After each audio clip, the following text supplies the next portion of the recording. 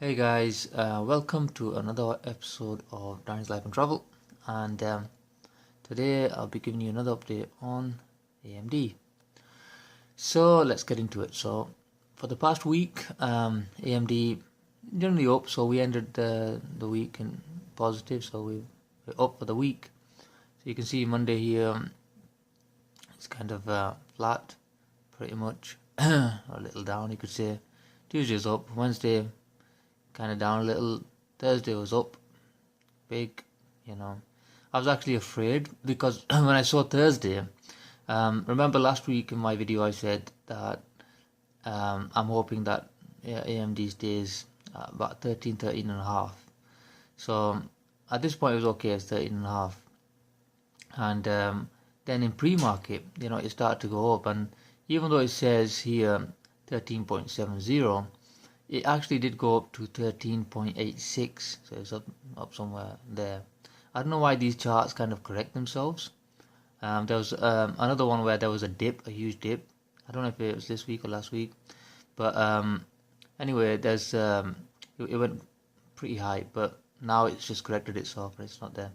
So that was kind of getting me scared because I was thinking if it goes too high, if it goes to like 14 and a half, before earnings, then that's a bad sign because it could drop down after earnings, even if it's positive.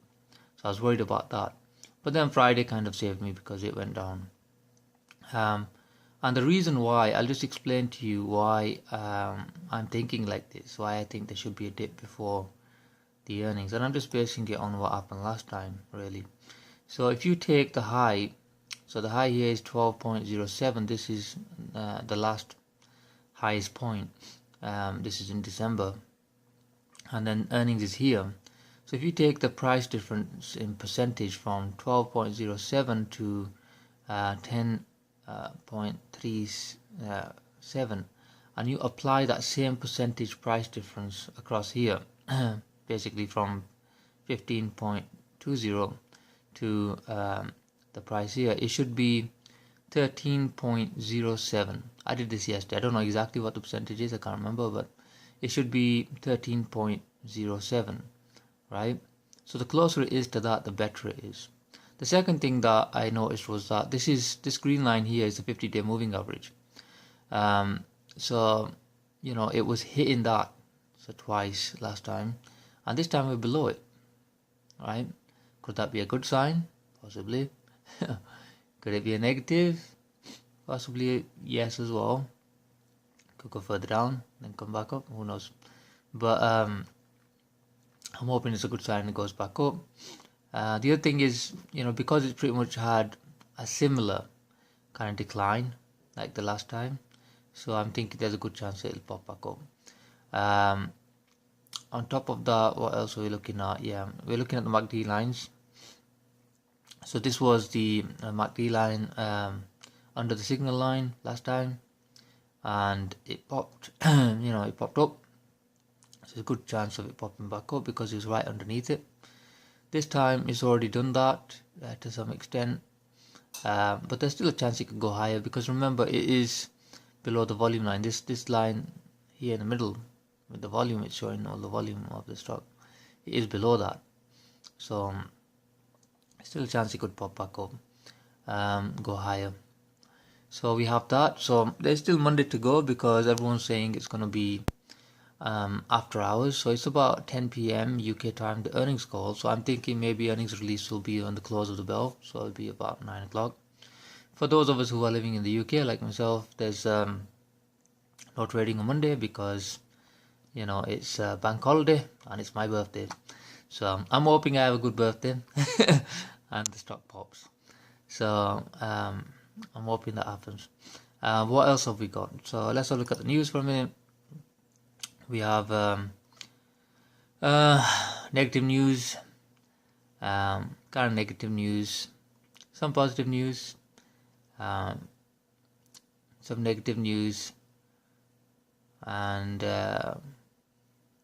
negative again, and that's positive. So majority negative, plus on top of that we had the GDP figures for the US, which was they were expecting 1%, but it was down. It was actually 0.7, so it's slightly down from there. So the disappointed figures. So because of that, I think everything was down on what do you call it, Friday. So this is my list here. You can see pound is up. That's another thing that's hurting us. Basically it's gone up from, my buy-in was 1.225. So I've lost a fair amount percentage wise. I think it's 4 or 5% at least on that. So that's not good. I wanted to go back down, but I did on the pound side again. Like I said, I had to look at the charts coming from 2014. Just going to them quickly just to show you.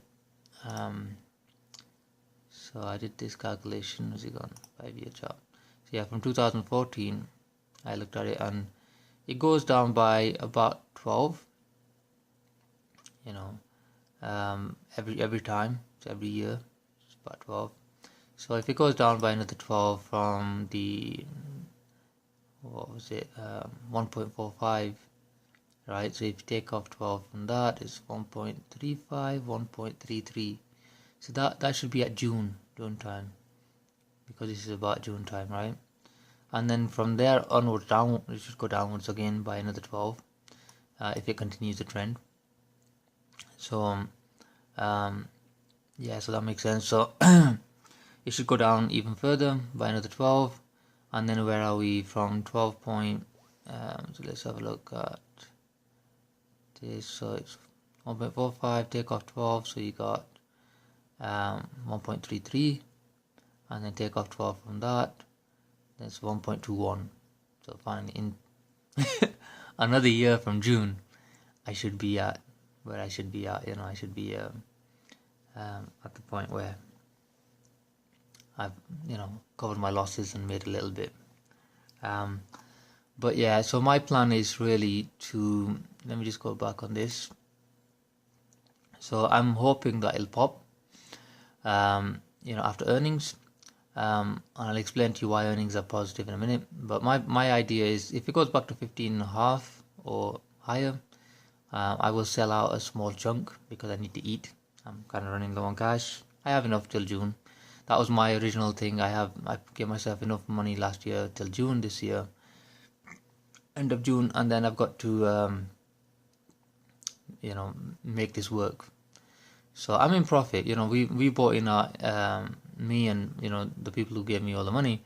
We bought in at 11.6, and then I put in roughly another 6 grand at 14.42. I can leave that guy out, that money out, the 14.2 and 42, and I can just go off the 11.6. I'm still in profit right now, no problem, and I think it does go higher from here anyway, regardless of what happens at the earnings. Gradually it'll go up, but I just need to cash out at some point a little bit to eat, so I'll do that. Now on to why I think the stock will go up. What's all the positives that will drive that mean that we have a good earnings. So number one, we had the annual shareholders meeting. To show you on my calendar if I can. It's gone. So this is my calendar. This is the AMD annual shareholders meeting, and then you got Intel earnings. So these were two significant events. So in the shareholders meeting, the CEO Lisa Su, she said that they had higher than expected CPU sales, Ryzen 7, Ryzen 5 sales, and that was very good, So, and on top of that, they just bought a VR company. So I'm thinking, couple the two together, you're thinking, well, they must have made some good cash in order to spend it, right? So they bought it, they had the money to spend. So that's all positive. And then you have the earnings call for Intel.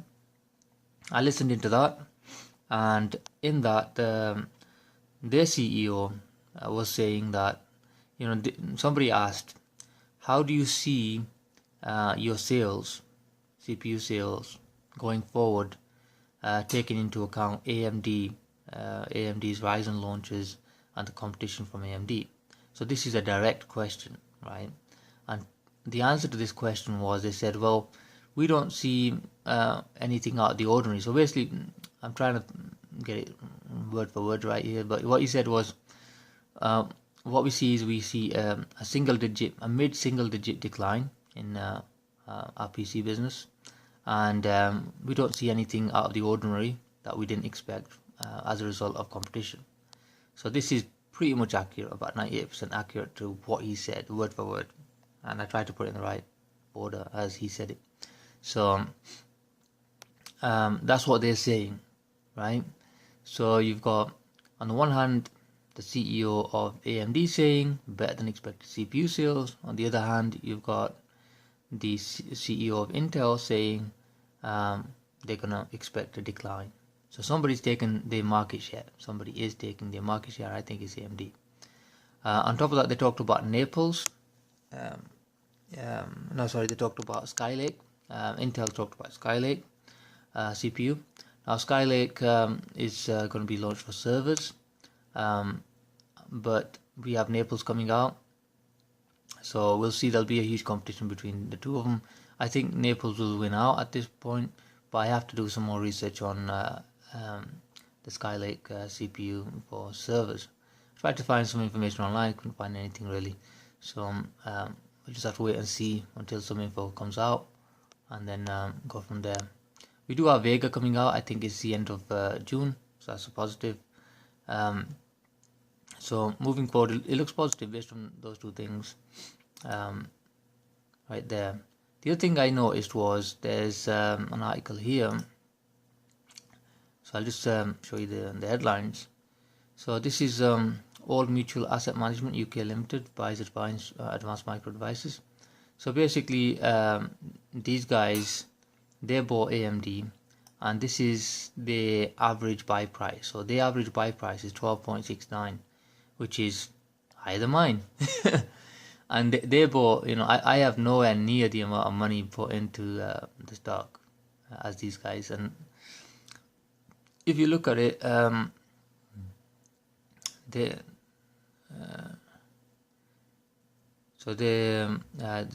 holdings were 8,868,705 shares as of the end of March. So basically, I have nowhere near that. I have maybe, I have nothing nowhere near that. If I had just 800,000 shares, I'd be happy. But yeah, they've got a decent chunk in there, and they bought in at 12.69. So these guys must be looking at the stock going higher. Another thing that kind of gave me hope but wasn't really relevant was the call options. And on the call options, I think it was Max Payne. Let's see if I can open that up here. I'll just talk about, normally I don't talk about Max Payne because it's not really relevant. I'll just explain the situation here. Let's put AMD in there. So you'll see here, this is the chart for AMD. So basically, this is what everyone's got call options are on. So basically, I'll just explain what call options are. Call options give you the right to buy a stock, right? So basically, what you're doing is you're saying, you make a contract. You say, for example, let's say this guy here, take an extreme example. This guy here made the contract and he said, I think the price will go to $22, right? So what they do is, because his price is so far from the current price, they give him, he has to pay only a very, very tiny amount of money to have that contract, that call option, right? And that's all he has to pay, and that's all he loses. He doesn't actually pay the share price for each, share that he buys, each 100 shares or whatever it is that he buys. So I think you have to buy 100 shares minimum as a tranche. So they don't charge him the $22, or they don't even charge him the current price. What they do is they charge him a very small fee, and that fee takes into account how far the price is from the current price, and also the time frame. So the contract will be for, he'll say, okay, I think it's going to get there within 3 months or whatever. So let's say 3 months, and then the contract will be for 3 months. So that time frame will be taken into the calculation. And there's one other element which I can't really remember. I think there's a calculation on depreciation over time. I think that's it. I'm not sure. There's one other element in there. So you've got three elements that make up the contract.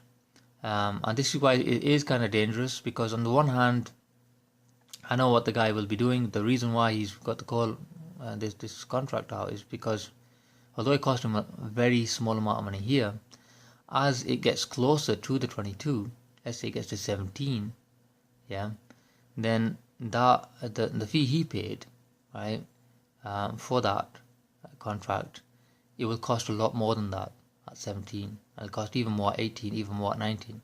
So the people that get into that contract, they can buy that contract. The people that get into it at that point will be driving up the price, right? Or even if nobody gets into it, the price will keep going up, right?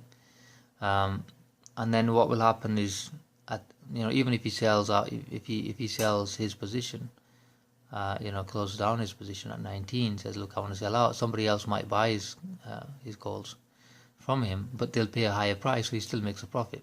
So if you know what I mean. But the reason why this is dangerous is because the calculation they do, nobody knows what the calculation is. Nobody's been able to actually explain to me the exact mathematical formula that is used to take into account price, the degradation in earning potential. So that's the best way to put it. It's a little complicated, but that's the best way I can say it. So basically, nobody says to me, well, look, for each day that goes by, right, say from day one, you have a chance of increasing. So each day you're saying the price will go up by 10% or something. If the price, let's say the stock price keeps going up, right, by 10% every day, then your stock will correlate to that by 10% every day, right? And then if the stock goes down by some days, and then what's the formula? Is it that you've had X amount of days that have gone by, and because of that, you get a certain percentage off. So from that point onwards, if it goes back up again, now instead of getting 10% each time, you will get 5% each time, right? There's got to be some kind of formula, and nobody's been able to explain it to me. So sometimes you'll see the stock go up, but then the price on your calls will not go up. So it doesn't correlate exactly. So that's why it's dangerous. That's why I don't go into it. But I found it very interesting that people have these calls. So if you look at the majority of the options, these are the puts. These are the people that think it's going to go down, right? And again, it's the same methodology. The guy who paid for the $7 puts will be basically paying a very small fee, and if it goes that way, then that's fine. But the key thing is the other part was that they're saying there's so much short interest, so many people that are against it. I think this is about 11% that are against the stock, that once it starts going higher properly, and the majority of people do believe it's going to go higher, because you can see from the call options, right? There's less on this side and more on that side, right? So when it does eventually start going up, then all these people have to cover, right? Because the way these guys work is they will buy the shares. Actually, that's or is it short positioning, when they buy the shares and they sell them? But these are contracts, so they'll want to cover their positions anyway, right? So if they want to cover, if they want to sell out, they want to cover, right? It should affect this side as well, yeah, because then the short interest goes down. The option side is only one side, but the majority of it they're saying is just being short on the stock, which means what you do is you buy the shares from somebody, and this is very dangerous again, and then you say to them, okay, I will give you these shares back in say a month or 2 months, right, or whatever. You make that agreement with them, and then you got to pay them a fee for keeping them. It's like interest. And then what you do is you sell the shares straight away, and then you're hoping the shares will go down, right? So if the shares go down, you have a short position, and you basically, when after 2 months you buy back the shares, and if you're right, they'll be down, right? So you buy them for cheaper, and you give them back to the guy that you got them from. But because you bought them for cheaper, the difference in the price from the time you sold them and the time you bought them, that's your profit. Now the key problem here is if the price goes higher, yeah. So there's about 11% of people who've done this, 11% of the shares, sorry, in the stock that have this. People have bought them and done this with them. So if it goes higher, then you're stuck because now you're losing money. You have to buy those shares back and give them to the guy within a couple of months or whatever the time frame is. So you're stuck. So what people tend to do is when it goes higher, they tend to buy the stock, and it's called short covering.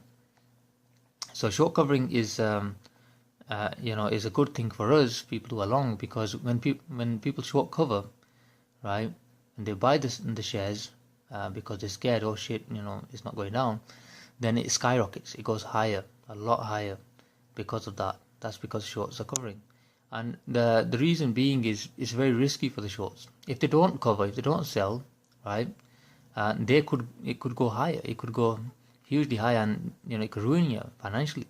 That's why it's so risky. So I don't short ever, right? I think you could do like maybe some leverage stuff if you're really that certain. You do some leverage on trading 2-on-2 or something, or I think there's eToro as well or something. Whatever it is, if you want to get into something, deleverage it as much as you can and get in, and you think it's going to go down, fine. Do it like that. But then even then your risk, your exposure is far less than a naked short position. So this is, I saw this. It was kind of encouraging that most people thought that more people got options, call options, than did put options, right? So that's number one that drove me. I thought that was a positive. But really, it was firstly when I saw it, it was encouraging. I thought, oh, somebody thinks it's going to go to 22. But then I realized that he may only be doing that because you get a cheaper price at this point. And maybe he doesn't have a lot of money to invest, so he says, okay, I'll do that, and then when it goes higher somewhere here, I'll have higher, it'll be valued higher here, and then I can make more money. That's possible as well. So anyway, I just thought I'd show you this. So I think I've covered everything. So news is kind of negative in a way. We had a good run on the Nasdaq, the Dow, and the S&P. I think this is the only day that is kind of down. So let's go back to this one, and I think the VIX as well. So we saw the VIX, I think, a couple of weeks back, where it was at this is the VIX, it's the volatility index, and it was at about 15. So the higher it is, the worse it is. So now it's at 10, which is pretty good. Happy with that. So it's looking all right, I think on the SPX I looked a few days ago as well, and it's kind of bounced back up. So we had one big day that it had a decline, and that, I think, it was there, and then after that it just kept going up and up. So it's kind of staggering upwards. So it's a good thing. I'm hoping it has a huge rally on the SPX, and then it comes back down again at some point. So that huge rally would take the stocks up. So again, beyond this, there is the Trump tax plan. There's a lot of promises. I'm not relying on it. I'm not basing anything on it, because he hasn't been able to pass the healthcare plan, and with what he wants to do with the tax plan at the moment.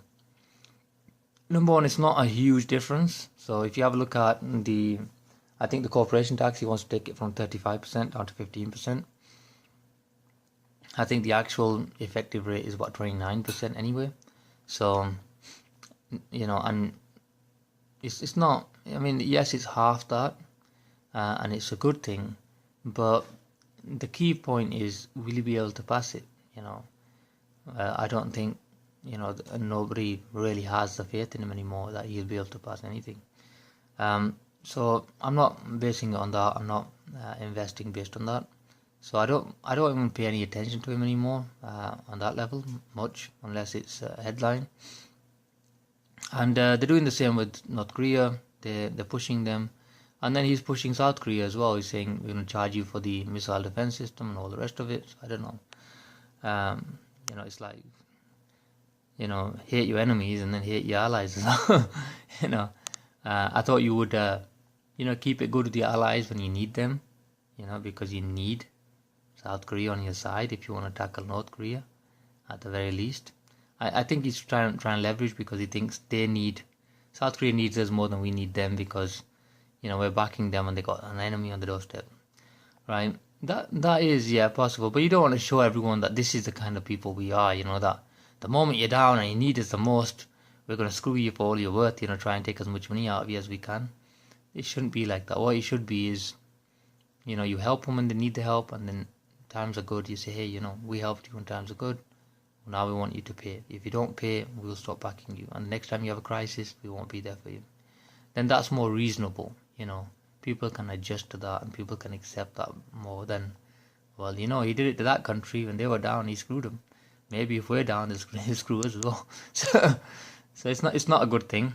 It's not a good thing at all. So anyway, I hope he does something positive. I don't see what he can do, but I hope he does.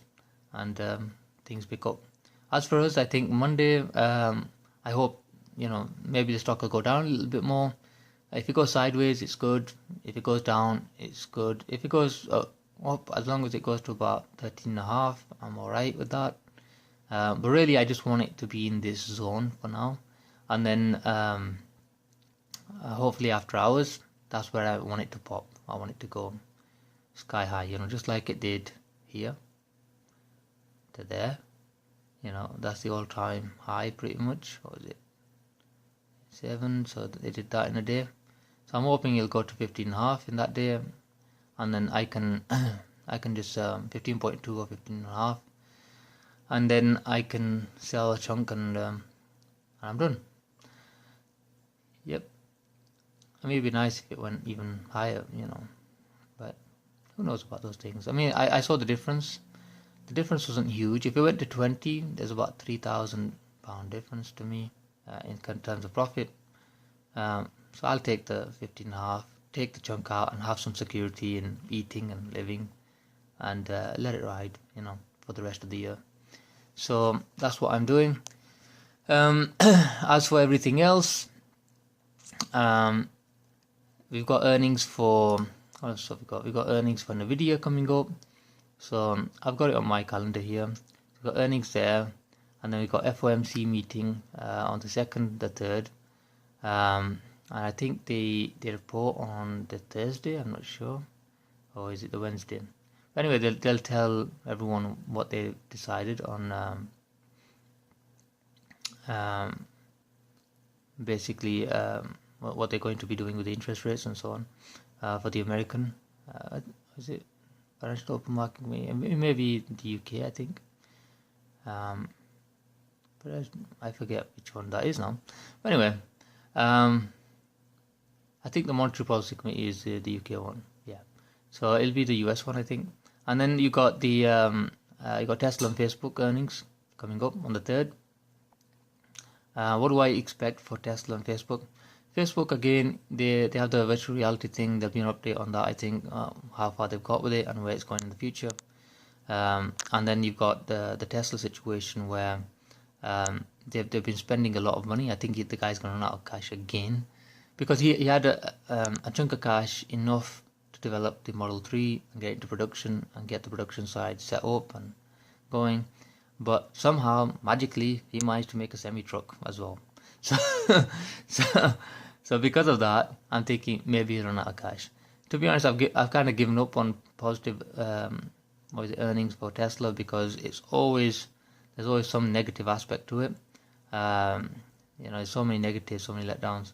And Facebook, again, as long as the CFO doesn't say, well, we expect a meaningful decline in our core business, in our revenue or something. Because that's what he kept saying. Every time he said those words, every single earnings, the stock went down like crazy. It wasn't good. I got hit last year when I was in it on earnings. I mean, I bought in at 134, went down to 124. I sold out. I think it was about 10% hit. I took it, and then now it's at 150. So I lost from one side, made it from the other side. It's no big deal. But anyway, that's that. This video's been long enough. Sorry guys. I'll end it here, and I'll speak to you next time. Have a good weekend. Have a good holiday. May the 1st, and I'll see you next week. Please like, subscribe, comment.